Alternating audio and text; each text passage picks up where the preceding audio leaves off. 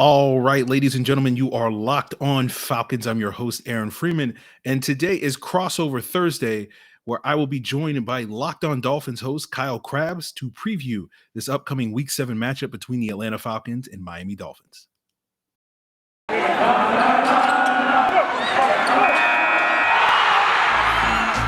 You are Locked On Falcons, your daily Atlanta Falcons podcast. Part of the Locked On Podcast Network, your team every day.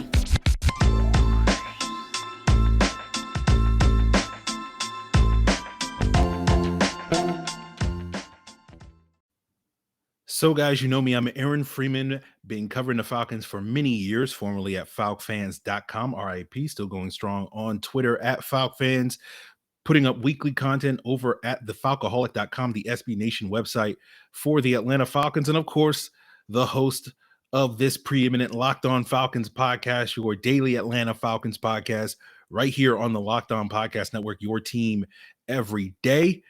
And today's episode of Locked On Falcons is, of course, Crossover Thursday, where I'll be joined later by Locked On Dolphins host Kyle Krabs to preview the matchup between the Atlanta Falcons and Miami Dolphins this Sunday. But before we get into that preview, I do want to talk a little bit about the injury updates involving the Falcons in their Wednesday practice, talking about players like Dante Fowler, Avery Williams, and Jalen Hawkins. And we'll touch upon a little bit of the sort of big breaking rumors and news about a trade involving this weekend's upcoming opponent in terms of their quarterback situation. And we'll sort of touch a little bit upon how that may wind up affecting this matchup.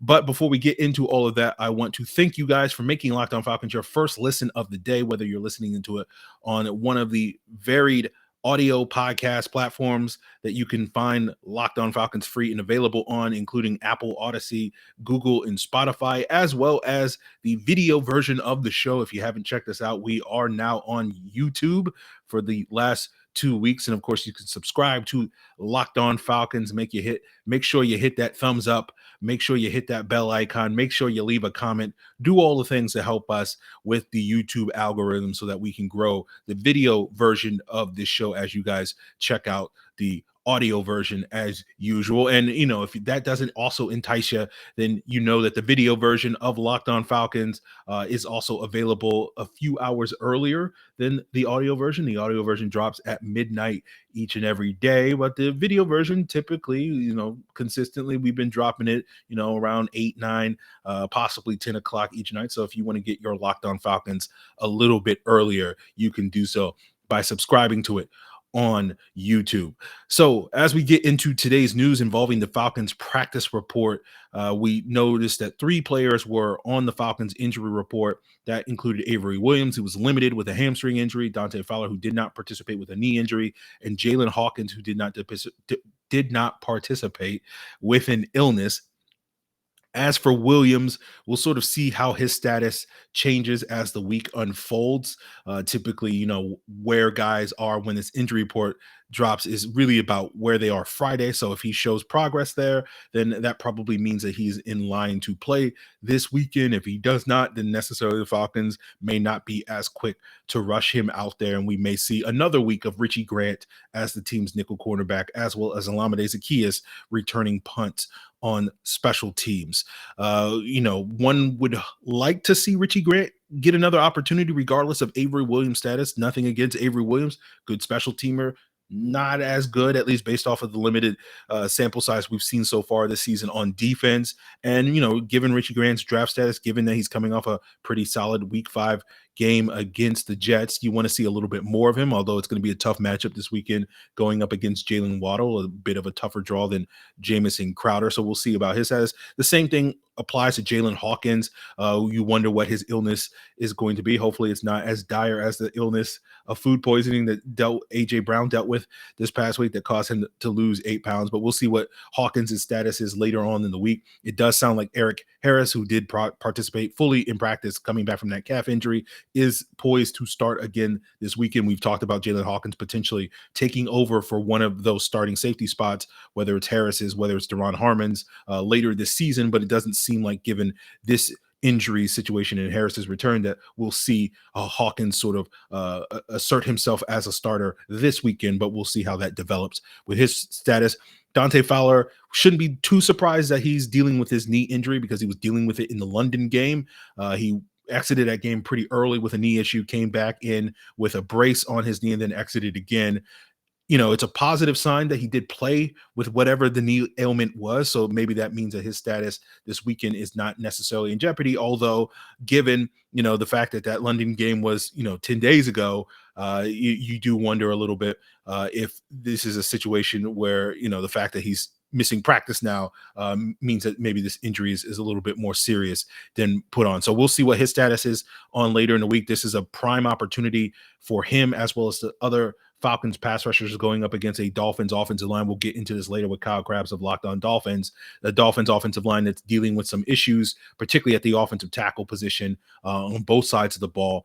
And, this is also a golden opportunity if Dante Fowler is sidelined for Ade Ogundeji. If you're on Ade Ogundeji Hive, as many of you are, then, this is a great matchup, potentially a great opportunity for him to showcase what he can bring to the table. But obviously, the big news that is involving this matchup probably won't have that much impact on this matchup, or it could, I guess you could say, because the rumors are surrounding the Dolphins making the trade for Deshaun Watson. And this is something that Kyle and I talk about a little bit later on today's episode. We did record this before sort of the breaking news, and you have reputable beat writers like John McClain of Houston Chronicle. And when he's saying, a potential trade of Deshaun Watson from Houston to Miami could happen this week, that is as credible a source. I often consider John McClain to be the number one beat writer covering the National Football League. So when he says a thing, I'm like, might as well be taken as gospel there.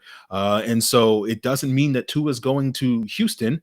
But if the Dolphins were to make that trade, one would imagine, Deshaun Watson's not going to be playing this weekend, but Jacoby Brissett would more than likely start in this game. And the last time Jacoby Brissett went against the Falcons, it did not go particularly well for the Falcons. So we'll see how that goes for them. But this is interesting because the rumors seem to be that Tua is going to another team. This is potentially going to be a 3-team trade. It's not going to be Tua going to Houston. It's going to be Deshaun Watson going to Miami and Tua going to a third team. And it seems like Washington is the team that's getting the most buzz. Denver is another team that I've seen various rumors indicate. We'll sort of see how this all develops. But obviously, if you want to track more of this information, of course, you should check out Locked On Texans, Locked On Dolphins, Locked On Broncos, Locked On Washington Football Team, Locked On NFL, Peacock and Williamson, and so many other shows to sort of stay abreast on what's going on with this potential trade, with the trade deadline coming up. If it doesn't happen this weekend, then next week is still an opportunity, given that the trade deadline is November 2nd this year. So we'll see how all of that plays out. And so, of course, follow those shows to sort of see what's going on. They will keep you updated over the next 24 to 48 hours on any development there. And with that being said, we'll leave it there and move into today's crossover with Kyle Krabs of Locked On Dolphins. As I said, we do touch upon Tua later in the show. We do kind of mention the Deshaun Watson trade rumors, but obviously we recorded this before any of this breaking news. So if you want to get more insight, again, go check out Locked On Dolphins.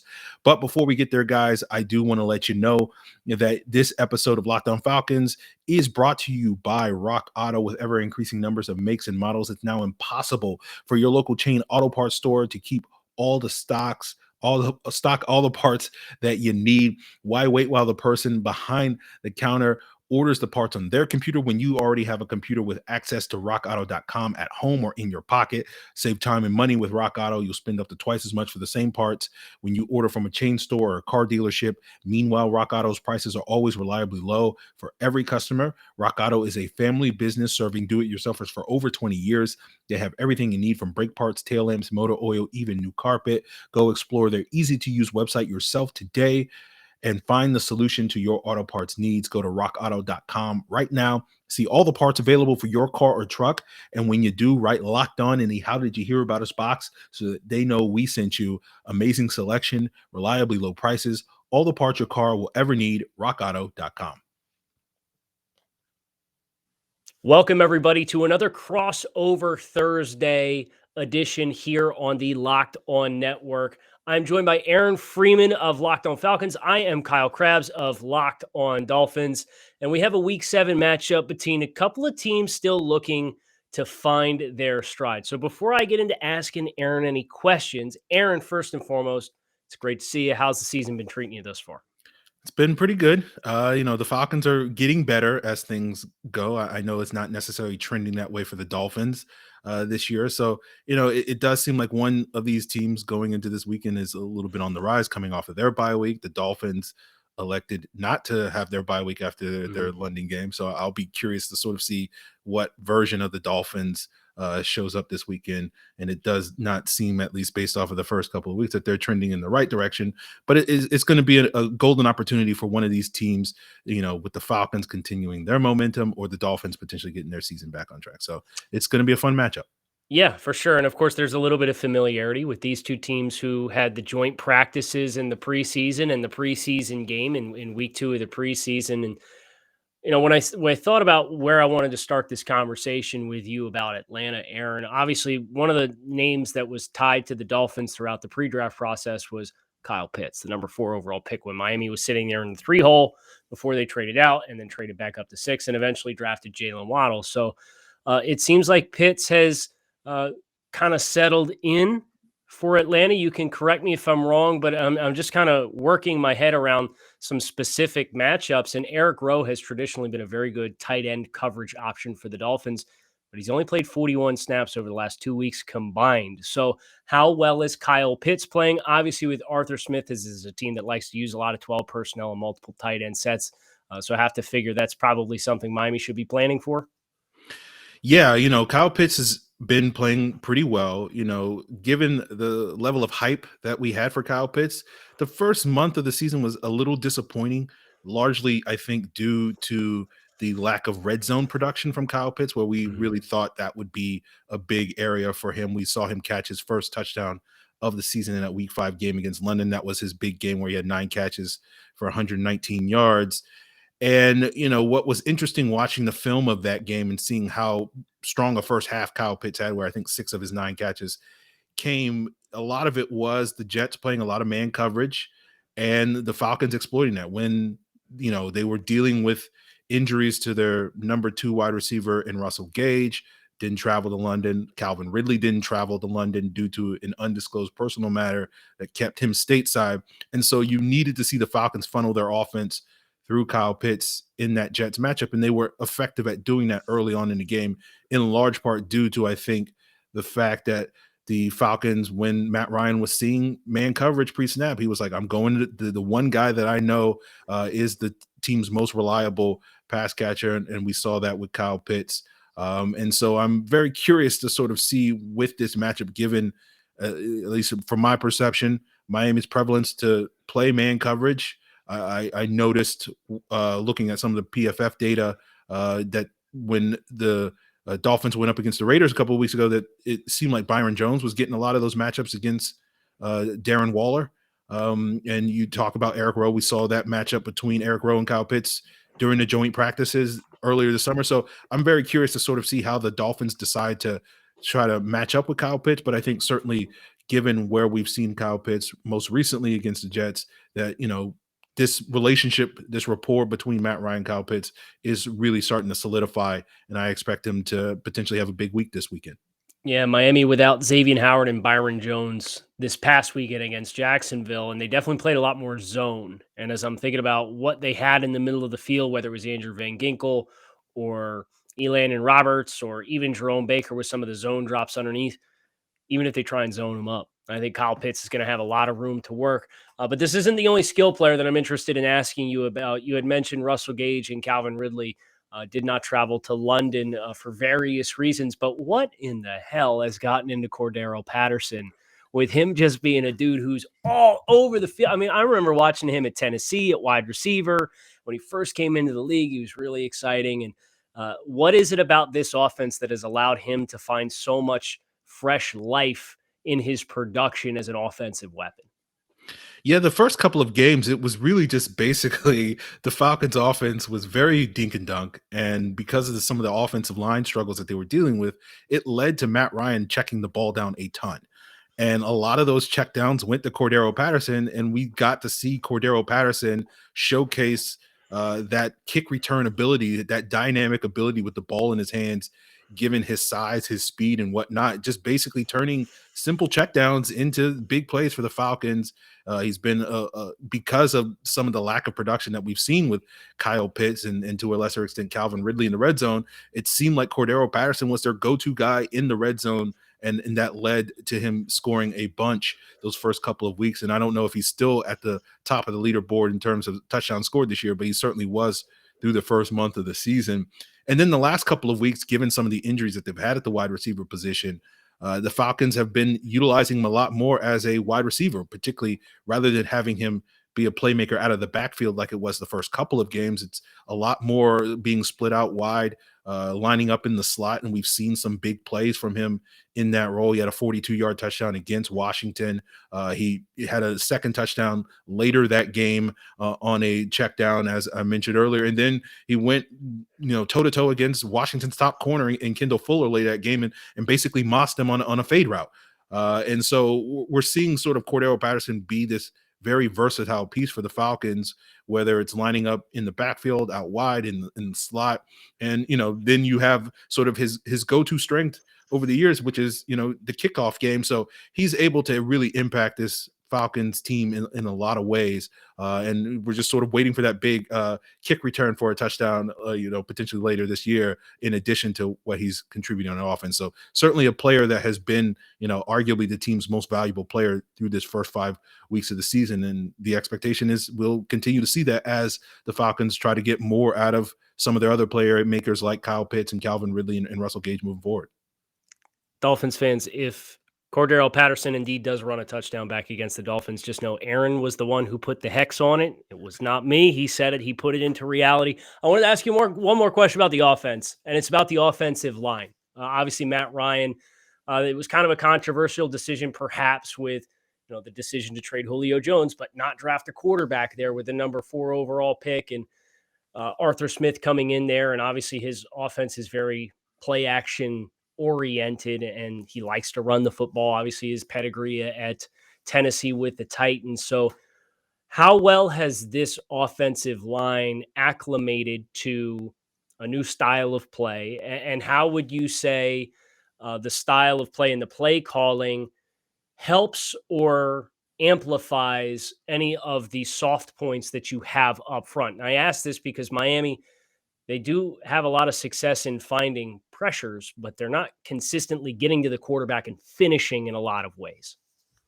Well, this weekend's matchup is going to be interesting because the Falcons going to be potentially down their right tackle, and Caleb McGarry went on COVID over the bye week. And so the expectation is that they will probably wind up starting Jason Spriggs, who's been sort of filling in as their swing tackle so far this season. And so that's going to be a potential test. And you're talking about finding exploitations. And as I understand it, that's typically the side of the D line that Emmanuel Agba lines up on. And, from my observation, he's been Miami's most consistent and reliable pass rusher. So I think that's an opportunity for Miami to exploit there in this particular matchup. But with the offensive line, it's been a work in progress. They really struggled in those first couple of games, particularly against Philadelphia in week 1. Is sort of with this new look unit. The positive is with their sort of adaptation to Arthur Smith's offense is that, this offensive line over the years under Dan Quinn and general manager Thomas Dimitroff, they were built to be an outside zone blocking offensive line. Mm-hmm. And those were the pieces that they added over the years. And that became a little bit of a problem when Dirk Cutter was calling plays in 2019 and 2020, because that's not really Dirk Cutter's inclination to run that type of scheme. It was kind of a square peg in a round hole with some of the play calling there. So you're seeing a little bit more of a natural fit for several of these players, but you're not really seeing the excellence in terms of your expectations for this running game up front. Jake Matthews is not particularly doing a great job run blocking this year. Caleb McGarry has been up and down this year. The two new starters on the interior with Jalen Mayfield, the rookie left guard out of Michigan that they took in the 3rd round. Their second-year center, Matt Hennessy. Hennessy's been doing a pretty good job. Mayfield's been a little bit more of that square peg. He wasn't necessarily a guy that you pegged as this is a guy that's a perfect fit in an outside zone scheme, particularly now that he's playing guard, making that conversion to right tackle. So that's been a little bit, inconsistent. And so the offensive line is making progress, particularly in the run blocking, but we haven't quite seen it there. We've seen ups and downs when it comes to pass protection, with Mayfield probably being their weakest link up front, and that's been exploited a number of times given some of the high level D tackles that the Falcons have faced over the first 5 weeks of the season. So the offensive line is a work in progress, but I think in general things are trending in the right direction. But I don't know if this week, given that they're down McGarry, is going to be the week where it all sort of comes together and we start to see this offensive line really solidify. I think that's something that we'll just have to wait and see maybe later this season. Aaron, I got one more for you, and it's on the defensive side of the ball. How's the health of this side of the ball look, and how well have they adapted to Dean Pease, who is a great addition from a coaching staff perspective as the defensive coordinator this year? Obviously, a bit of a departure from the Dan Quinn style and school of thought on the defense. Yeah, as far as injury related, they seem to be going in the right direction. They did lose nickel cornerback Isaiah Oliver for the season. Richie Grant sort of stepped in last time when the Falcons played the Jets in London, their second round pick, the safety out of UCF, and did a pretty solid job. I think he's going to be up for a much bigger challenge this week going up against Jalen Waddle than he was against Jamison Crowder. No offense to Jamison Crowder. And so we'll see how that goes. They're dealing with some other injuries at that nickel cornerback position with Avery Williams, who stepped in for an injured Isaiah Oliver earlier in the season. He's coming back from an injury. Eric Harris, their starting safety, is coming back from a calf injury. There's some early indications that maybe Dante Fowler, their edge rusher, is not necessarily fully healthy, but we'll sort of keep a track on that as the week unfolds in the injury report. So health-wise, they're pretty healthy with a couple of players, dealing with some nicks here and there. As they adapt to Dean Pease's defense, it hasn't been pretty. Obviously, if you've seen any of the numbers that are showing that the Falcons have been one of the weaker defenses in the NFL so far this season, that's been kind of reflected on the field. They don't really have much of a pass rush. Their secondary, particularly at the safety position, and basically everybody other than AJ Terrell in that secondary hasn't played particularly great. Their linebacker play, despite Foye Oluokun and Deion Jones being very athletic and potential playmakers, haven't really shown that ability to be making plays all over the field consistently this year. So it's a work in progress right now. And I think for the most part, the expectations for the Falcons defense is that this is going to be an evaluation and a development year for them as they sort of just try to pick up the scheme under Dean Pease rather than necessarily a unit that you were expecting going into the season to play at a high level.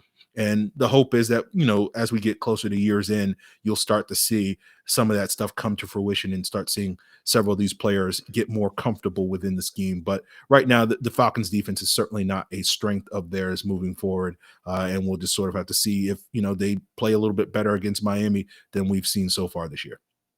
We're going to turn the tables here on this crossover Thursday edition on the Locked On Network, but not before we fill you guys in on our friends over at Bet Online with a new web interface for the start of the basketball season and more props, odds, and lines than ever before. Bet Online remains your number one spot for all the basketball and football action this season.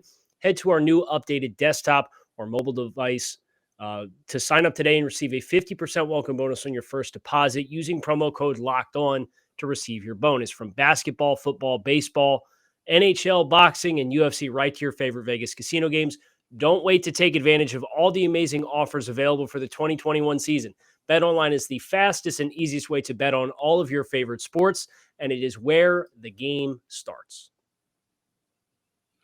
So we're continuing crossover Thursday here. Of course, Aaron Freeman of Locked On Falcons, Kyle Krabs of Locked On Dolphins, and switching gears to find out a little bit more information about this Dolphins team heading into this Week 7 matchup. Kyle, I listened to your earlier week's episode where you were talking about the London loss to the Jaguars, and you sound pretty critical of the coaching in that particular game. And I'm curious, when we look at this Dolphins disappointing start this season, do you sort of attribute most of that to poor coaching? Do you think a lot of that is due to some of the talent that they've acquired in recent years, not necessarily living up to expectations. Where do you sort of fall on that sort of spectrum of coaching versus talent? Yeah, it's tough because Brian Flores and his staff overachieved in each of their first 2 seasons in Miami, and that's earned them a lot of grace and a lot of benefit of the doubt from a lot of the fans in the fan base. And they're saying the team in 2019 wasn't supposed to win more than 1 or 2 games. They won 5. Last year, they were, Vegas odds had them at 6.5. They won 10. Uh, but this was the year with all the talent that was hand selected and brought in by this regime, and you're seeing young players that aren't taking a step forward, and that's very alarming. You think about Austin Jackson and Noah Benogany from the 2020 first round, which is 2 of their 3 first-round picks, and Austin Jackson had to move inside to guard, and he's been okay there, and Noah Benogany only got to see the field against Jacksonville because your top 2 corners, who were getting to combine like $30 million in cash this year, combined between the 2, were both inactive. And he played okay, but he got mossed twice by Marvin Jones, and at the end of the day, that player development comes back to coaching. And then you're seeing the team, the guys don't know where to line up. You're facing unbalanced lines, and you're not bumping the front to make sure you have your gap integrity on the defensive side of the ball. They're taking zone coverage drops, and you got 4 guys who aren't shading their zone spots to where route releases are going out into the secondary. And you got 4 guys outside the hashes on the right side, and there's 1 receiver that's out there, and everybody else is going into the middle of the field, and linebackers don't have the eyes in the back of the head to see where to go. So it's a hot mess, and that's pretty concerning when you pair that with the trends that you've seen from Coach Flores and his assistant staff, where when he first came in, you had a lot of coaches off the Patriots tree. You tried to bring in Jim Caldwell, and that didn't work on the offensive side of the ball. Last year it was Chan Gailey.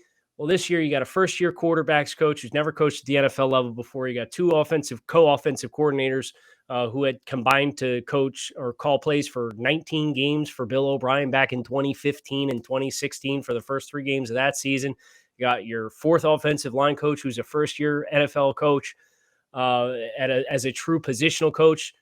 And some of these coaches are leaving Miami throughout the course of this 3-year tenure to take parallel jobs elsewhere. Marion Hobby is a very well-respected defensive line coach. He left this offseason from being the Dolphins defensive line coach to go coach the defensive line for the Bengals. Didn't take a promotion, nothing like that. After 2019, Patrick Graham, the defensive coordinator, left to take the defensive coordinator job with the New York Giants. So that's kind of the alarming flag, is there's experienced guys that are going out. And that goes for the players on the field as well, with guys like Kyle Van Noy and Eric Flowers and Bobby McCain. And the guys that are coming in have very little experience. And you're seeing that with a lot of sloppy play, which is not where we were supposed to be as the Miami Dolphins mentality here in year 3. Now, the Dolphins purposefully chose to not have their bye week coming off of their London game, like most teams wind up electing to do. Do you expect that, to wind up affecting their play this weekend? Are they going to be maybe potentially a little bit jet lagged, a little bit tired going into this weekend? I don't know if they'll be jet lagged, but I'm sure they are glad to get another chance to get out onto the field. With the way this season has started at 1-5, the message within the building and whether or not it's falling on deaf ears is hard to say at this point, because the success or the results aren't changing. But it's keep going with your preparation, keep preparing the same way, keep doing the same things. Eventually, the results are going to fall into place. We're practicing the right way. And you've kind of heard some of that on Wednesday between Coach Flores and some of the players who spoke, saying, we're excited to be playing football this weekend. And quite frankly, they need as many reps as they can get, because there's just so many mental miscues and so many things that need to get cleaned up. And the only way you're unfortunately going to get there is reps. And I think that's the big litmus test for Miami now at this point, is what are you able to do with these next 11 games? Because the first 6 is a disaster based on where expectations were. Now, we talked a little bit before briefly about the reshuffle along the Dolphins offensive line, with Liam Eichenberg kicking over the left tackle, Austin Jackson kicking inside the left guard, some changes at center, I think due to an injury to Michael Dieter as well. From my eyes watching the London game last week against the Jaguars, it seemed like that offensive line held up reasonably well against that Jaguars pass rush. Do you feel like the efforts so far of reshuffling are bearing fruit? Is this going to be potentially the starting five that we see on Sunday against the Falcons going to be the permanent starting five for the rest of the season? And how well do you feel about, potentially Austin Jackson going up against a defensive tackle of Grady Jarrett's caliber? Do you feel like that's a matchup that he can potentially handle? The problem with Austin Jackson always comes back to his first punch. And it's timing, it's placement, it's having your feet in the ground so you can have power behind it. And a quick player like Grady Jarrett is going to be a big headache for Austin Jackson. Now, ideally, you'd get some help from Greg Manns at center, who is stepping in for Michael Dieter. And I think the level of play there at the center position has been fairly stable throughout that transition. So I've been encouraged by that from Greg Manns' perspective. And like what Robert Hunt on the other side at right guard has been able to do. He's settled down. He's only given up 6 pressures over his last 3 games combined after giving up 10 in the first 3. So he was playing right tackle for the team at the end of last year. And I think that's another variable for this team in which everybody's all over the place. Liam Eichenberg was drafted. He played left tackle at Notre Dame, and then he was a right tackle. And then he was left guard because Solomon Kinley was in the doghouse. And then he was back to right tackle. And then Austin Jackson had COVID for week 1. So then he was over at left tackle. It's like, this guy's a rookie. And you've played him at 3 different spots throughout the course of training camp. And I think Austin Jackson gives you a little bit of an athleticism boost at guard where he's not on the island anymore, so guys aren't able to run around his outside. Josh Allen did get Liam Eichenberg a couple of times on the edge. He converted one speed to power, and he's got more length than Liam does, so he put him on his butt. But I agree with your assessment in that the offensive line, they were credited with 20 pressures.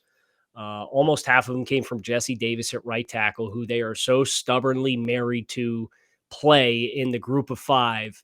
And he's the guy who missed the block that broke Tua's ribs in week 2. He is consistently giving up pressure. It seems as though they like him because he's well-versed and experienced. He's the oldest player. He's the veteran of this group. But I think you're really going to, if you want to have success, you're going to get Austin Jackson with that one-on-one matchup that you like. If you can dictate some 5-0 blocking surfaces where guys got to go man-on-man, or just bring pressure on the outside of 77 at right tackle. And you're going to get to Tua just because that's the way it's been all year long. Well, Dean Pease likes to throw those nickel blitzes out there. So I think that's a way that he can scheme things up, and that's something to keep an eye on. Now, looking at the Dolphins' defensive side of the ball, we talked about Byron Jones and Xavier Howard missing last week's action. Mm-hmm. I'm curious what their sort of statuses are going into this weekend, because I imagine, their presence is going to be potentially important given the presence of Calvin Ridley and his return to the Falcons lineup. We saw sort of in those joint practices, the Calvin Ridley versus Xavier Howard matchup was sort of must-see television in that sort of back and forth there. And, as we spoke earlier, given Miami's propensity to play a lot man coverage, you kind of need somebody out there to cover a player like Calvin Ridley. I'm curious, where do you sort of feel where this Dolphins secondary is headed into this potential matchup? So all the players who missed the game against Jacksonville with injuries were participants in the team's walkthrough on Wednesday. So that's a step in the right direction. I would definitely expect that Byron Jones will be back. Xavier is a little tougher. He's had more injury issues throughout the course of his career to this point in time, a lot of lower body stuff that's concerning. I also would not be surprised if he ends up being somebody who is a trade candidate if we get to the deadline and Miami decides to sell, in which case they may choose to be more conservative with Xavier Howard. They kind of had a handshake agreement amongst the holdout that Howard had in the summertime when he wanted to get a pay raise, that they were going to revisit his contract this offseason at the start of the league year and rework his deal. And he's requested a trade from the team multiple times in the last couple of years. I can't imagine he's very happy to be 29 years old, kind of on the edge of that cliff of that magic number of 30 for corners, and has the injury histories that he has and is on a 1-5 football team. So I'm not really sure. That's a lot of speculation. There's nothing concrete there at this point in time. Don't want to act like I'm bringing something out of thin air here, but Xavier, it would certainly help the cause to win the football game because he would be the one that you would put on Calvin Ridley. And I go back to what you had said about the Raiders game and Byron Jones matching up on Kyle Pitts. I think that would probably be something if they wanted to play man-to-man, they would try to do a lot of. So their availability, I think, is going to go a long way in determining how they choose to try to play defense against the Falcons. Now, the last question I have for you, Kyle, is about Tua and his performance.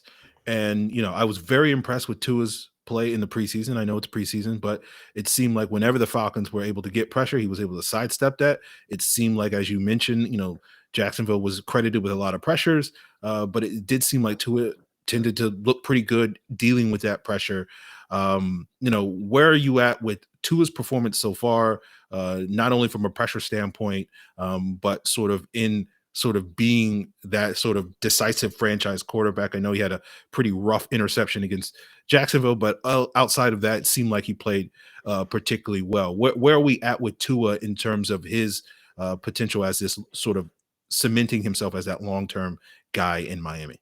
Yeah, you definitely wish that you could have that throwback. You wish you could have the interception that he threw with about 4 minutes left in the fourth quarter against the Patriots back. Those two turnovers were kind of like WTF throws. They were like young quarterback trying to make too much happen or not understanding that I can't work back to that progression that late and hope to get that throw there. Um, I've liked what he's done from a mobility within the pocket standpoint. He used his legs selectively against the Jaguars. There were a couple of times in which the middle of the field was open. The offensive line managed to open up some lanes for him, and he tucked it and ran and protected himself well. So I think he's showing fairly well, but I don't get the sense the coaching staff has a lot of confidence in Tua. You get the 4th and 1.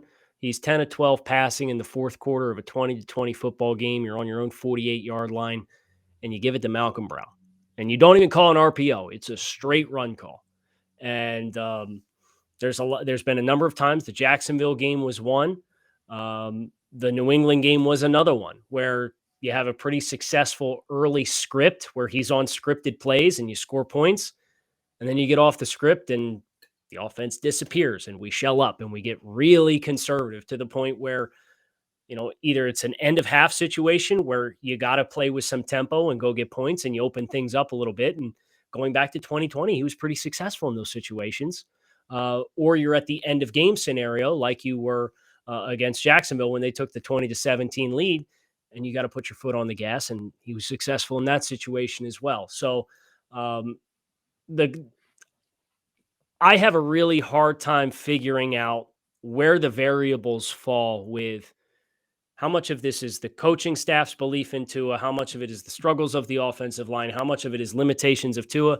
And that's not where you want to be, 22 games into drafting this guy. And it just kind of feels like he's got a lot of variables that he's going to have to overcome. But he's shown flashes in the ability to do it. And I think that's what makes this 11-game stretch for him so important, where if you get the guy that played against Jacksonville the rest of the way, you feel really good about his chances to be successful. And any changes that you make are probably going to be made in mind with catering to what he does well. But if he does not do well, we've all heard the rumors about Miami's interest in another quarterback. And I wouldn't dismiss those depending on how the final 11 games of the season go for Tua. But I'm cautiously optimistic based on what we saw against Jacksonville. Okay. So I think this is going to be obviously an interesting matchup for both teams. Certainly some things that both teams are looking to sort out. I believe the line is that the 2.5. Falcons have what?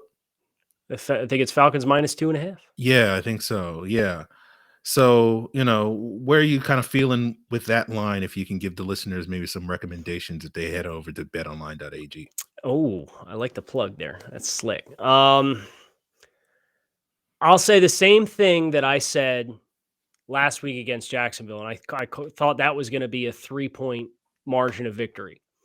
Miami has not had a single fortunate bounce of the ball since week 1. So sometimes if you guys are not in the right spots, when it comes down to those couple of plays, you're not going to be in the position to be taking advantage of that big play late in a close game. So whether or not that breaks or not, that's up for everybody to make that judgment for themselves. But I think this is going to be within 3 points either way. Brian Flores, the first 2 years, has traditionally done quite well covering the spread because of no expectations on his team, but they had expectations this year, and it's not been pretty. So the history this year says take Atlanta -2.5. And I think this is going to be a field goal contest one way or the other. Yeah, there haven't been too many times this year where I've felt the need to express optimism with the Falcons being able to cover. And it feels like a weird place, given these last couple of years in Atlanta, to sort of be picking the Falcons in a game. But, I feel like that's the direction I would probably lean in regards to the spread. But, there's been so many times where I've been confident, picking the Falcons in this situation and come to eat those words later on. So we'll see how it all plays out. But maybe this is a brand new era under Arthur Smith and this coaching staff. And maybe, people can actually start making some money off the Falcons moving forward. It's going to do it for us on this crossover Thursday here with Aaron Freeman, Locked On Falcons, Kyle Krabs, Locked On Dolphins. Greatly appreciate everybody carving some time out of your day to watch or listen to the program. Make sure you keep it locked in right here on the Locked On Network. Your team every day. We don't just say it, we live it. Make it a great one. Hope everybody enjoys the weekend of football that's ahead. So, guys, that's going to do it for us today on Crossover Thursday here on Locked On Falcons. Of course, shout out to Kyle Krabs of Locked On Dolphins. Go check out his stuff. I'm sure he'll be covering the latest with the Miami Dolphins. And speaking of covering the latest with the Miami Dolphins, as well as other teams, including the Houston Texans and other teams involved in this potential quarterback 3-team trade, of course, you want to plug the Peacock and Williamson podcast, where NFL analyst Brian Peacock and former NFL scout Matt Williamson are also giving you their insight into all the things going on around the league involving all 32 teams, including several of these teams involved in this potential 3-team imminent trade. In addition to Peacock and Williamson, I want to recommend another listen for you guys. That is, of course, Locked On Braves, Locked On Hawks, 2 teams in the midst of a season. The Hawks, I guess technically they're not in the midst of it. Their season kicks off later this weekend. The Braves, hopefully their season will continue later this weekend. And of course, you can check out those 2 sister shows here on the Locked On Podcast Network for those of you that are Atlanta sports aficionados. If you're not into Atlanta sports when it comes to the NBA and MLB, of course, your favorite NBA and MLB team, of course, is covered by a daily podcast. So you can check out all of those shows: Peacock and Williamson, Locked On Hawks, Locked On Braves, Locked On Dolphins, Locked On Texans, Locked On Broncos, Locked On NFL, etc., on whatever your preferred podcast platform, including Apple, Odyssey, Google, and Spotify. And of course, several of those shows are also on YouTube, where I hope you guys will subscribe to Locked On Falcons. In addition to checking out those shows, give us a like, leave a comment, hit that bell icon, all of the above here to help us with Locked On Falcons. In tomorrow's episode, initially I wanted to get into a little bit of a film stuff, but we'll just sort of have to punt that probably to next week. Unfortunately, I guess I was being too much of a troll online earlier this week, at least according to some people, and so I didn't get as much film study done